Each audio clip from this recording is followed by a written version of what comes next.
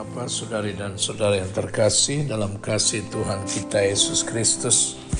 Hari ini kita merayakan hari Minggu Biasa yang ke-27 dan Injil yang kita kutip hari ini dari Injil Lukas pasal 17 ayat 5 sampai dengan 10. Ibu bapak, saudari dan saudara yang terkasih dalam kasih Tuhan kita Yesus Kristus.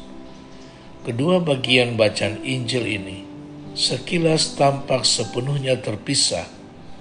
Yang pertama tentang iman, yang kedua tentang upah pelayanan. Tetapi sebenarnya keduanya saling berkaitan. Iman yang dituntut bukanlah melafalkan kredo, melainkan berpegang teguh dalam suka dan duka pada kuasa dan kehendak Allah untuk menyelamatkan. Tidak ada harapan lain, tidak pada kekuatan atau kemampuan diri sendiri. Itulah sebabnya pada bagian kedua kita tidak berhak mengharapkan upah apapun dari Allah. Pekerjaan kita tidaklah berharga, hanya pengakuan kita akan ketidakberdayaan dan kepercayaan kita pada kuasa Allah yang dapat menyelamatkan kita. Namun saudari dan saudara yang terkasih dalam kasih Tuhan kita Yesus Kristus, tidak semua perumpamaan harus dianggap sebagai alegori. Tuhan yang keras di sini belum tentu Allah. Sama seperti Tuhan yang dalam perumpamaan lain memuji bendaharanya yang tidak jujur. Tetapi ketika kita mendengar perintah tegas dari Sang Tuhan kepada hambanya untuk tidak mengharapkan apapun dan mulai melayani perjamuan, kita tidak boleh lupa bahwa pada perjamuan terakhir, Yesuslah yang mengenakan kain di pinggangnya dan membasuh kaki murid-muridnya. Kita ini mungkin hamba yang tidak berguna, tetapi ini memberikan kita keyakinan bahwa Tuhan kita melayani kita. Saudari dan saudara yang terkasih dalam kasih Tuhan kita Yesus Kristus, kebahagiaan dan kehormatan manusia tidaklah terletak pada perhitungan akan menerima upah dan penghormatan dari atas, tetapi terletak dalam kesadaran yang diiringi rasa terima kasih bahwa ia diperkenankan bekerja bersama Allah dan dapat menunjukkan pengabdian iman kepada sesama.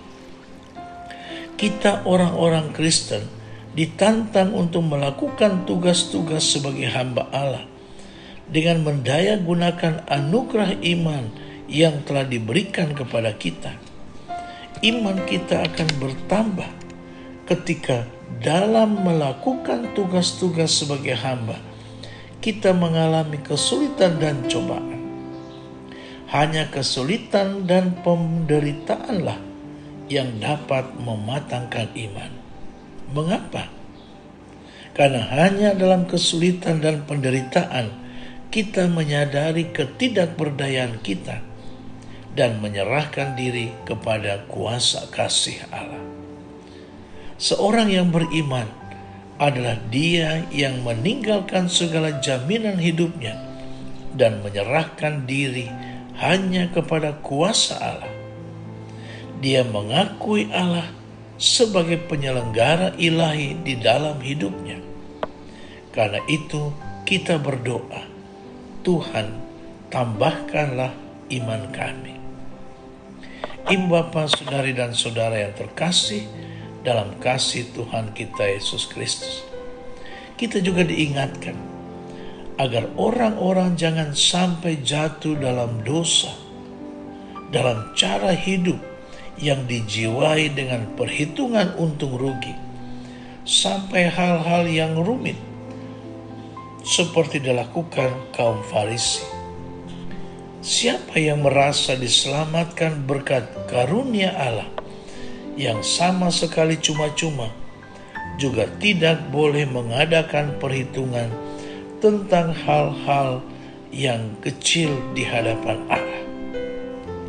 Cara berpikir dan cara hidup sedemikian tidaklah layak bagi seorang Kristiani.